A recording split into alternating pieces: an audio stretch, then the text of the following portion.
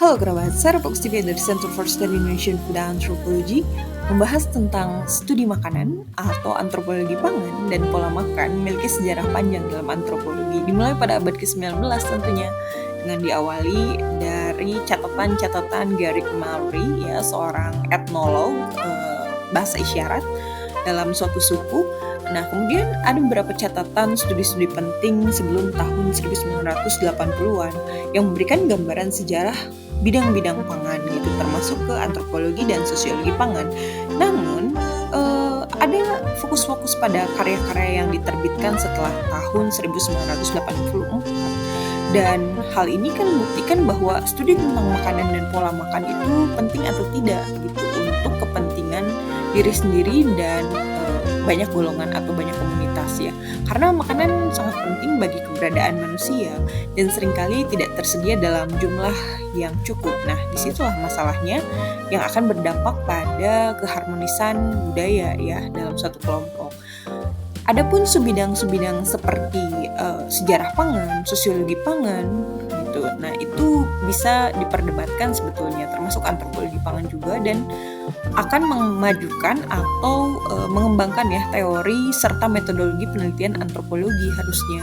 Nah, studi-studi makanan itu telah menerangi proses sosial ya, dinamika sosial juga gitu yang luas seperti penciptaan nilai-nilai ekonomi pada pangan, kemudian ada politik pangan. Sekarang terkenalnya sih gastropolitik ya, gitu kalau misalkan kerabat sering mendengar. Nah, ada penciptaan nilai simbolis dalam pangan dan konstruksi sosial dari memori. Nah, memori sosial pada pangan itu dilihat dari dampak regulasi pangan ya. Setelah itu, nah mereka membuat catatan-catatan atau dokumentasi kebijakan gitu. Nah, apakah hal ini berdampak baik atau tidak gitu bagi suatu kelompok ya. Nah, studi semacam ini juga banyak buktinya karena menjadi arena yang cukup memperdebatkan manfaat relatif dan mengarah pada materialisme budaya gitu ya, dan sejarah pangan juga. Nah, penjelasan-penjelasan strukturalis atau simbolis untuk perilaku manusia ternyata bisa terdeteksi gitu. Padahal kan yang dibahas makanannya gitu atau pangannya yang dibutuhkan ya, tapi untuk mendapatkan pangan itu pangan kan di sini sebagai sumber daya ya. Nah, di situ ada korelasi tentang perilaku manusia untuk mendapatkan pangan ya, entah caranya, entah cara untuk transaksinya. Nah, itulah yang akan menjadi permasalahan untuk mendapatkan pangan itu sendiri gitu. Nah, untuk menyempurnakan pemahaman tentang variasi dalam respon etnografis ya, kalau misalkan Sydney Mins di sini ada beberapa bagian sih yang harus dibahas gitu untuk dikembangkan ya kalau misalkan mau dijadikan regulasi ataupun kebijakan pangan itu harus dilihat dulu dari komoditas dan zat tunggal ya, artinya kan pangan dan gizi ya maksudnya. Pada saat itu kan nggak ngetren ya gitu gizi, jadi ya itu zat tunggal itu gizi gitu, gizi ya maksudnya. Kemudian ada makanan dan perubahan sosial.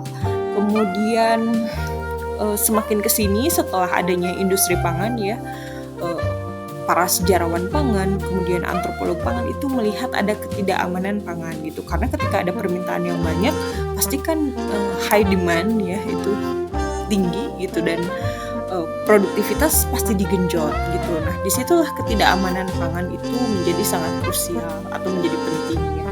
Kemudian ada makanan dan ritual. Nah, hal-hal tersebut kan dipandang ya menurut antropolog pangan itu, apakah hal tersebut memang ritual budaya pangan yang memboroskan atau tidak gitu. Karena ketika diikuti atau direplikasi dari relevansi zaman gitu, nah ketika dipandang secara budaya kan itu fungsinya apa gitu, apakah filosofi-filosofi terdahulu itu harus direplikasi dari A sampai Z atau secara lengkap gitu. Nah, itu juga menjadi pertanyaan ya. Kemudian makanan dan identitas. Nah, makanan dan identitas ini sering bentrok dengan pangan lokal ya. Jadi apa sih yang dimaksud dengan pangan lokal gitu ya? Pangan lokal itu pasti yang tumbuh di lokasinya gitu ya. Mau itu benihnya dari mana. Nah, yang menjadi titik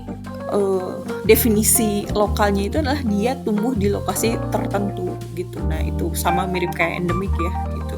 Dan dikonsumsi oleh masyarakat di lokasi tersebut. Nah itu pangan lokal yang asli itu ya, seperti itu definisinya. Jadi kalau misalkan ada kalau di Indonesia ya duren mana nih Jambi misalkan atau duren dari Sumatera lah ya, itu kan biasanya enak-enak gitu. Nah kemudian ada duren dari Jawa ya nggak apa-apa gitu, itu sama-sama lokal kok kalau misalkan tumbuh di satu lokasi. Nah maksud city means itu makanan dan identitas tuh kayak gitu. Cuman kan sekarangnya banyak yang fusion food ya, kemudian ada makanan akulturasi ya, jadi ya yang menjadi identitas itu tidak ada batasan gitu. Tapi kembali lagi mendefinisikannya itu jangan apa ya kayak lebay gitu atau berlebihan ya, wah ini tuh asli dari sini ya, enggak juga, pasti ada akulturasi gitu. Nah disitulah kekuatan sejarah pangan dan kekuatan dokumentasi pangan gitu. Nah untuk hal-hal cakupan antropologis ketika melihat antropologi pangan, nah itu kan bisa dilihat dari komoditas pangan tunggalnya gitu ya, kita mengarah ke makanan pokok ya gitu, dan tentang industrialisasi sistem pangan gitu. Nah industrialisasi sistem pangan ini ternyata banyak menimbulkan masalah gitu, makanya secara budaya itu dampaknya baik atau buruk gitu, karena kan ketika udah jadi santapan atau apa ya makanan yang diperlukan gitu dalam pabrikan ya kan, industrialisasi gitu. Nah itu ada dampaknya itu kan ke kesehatan ya, derajat kesehatan masyarakat.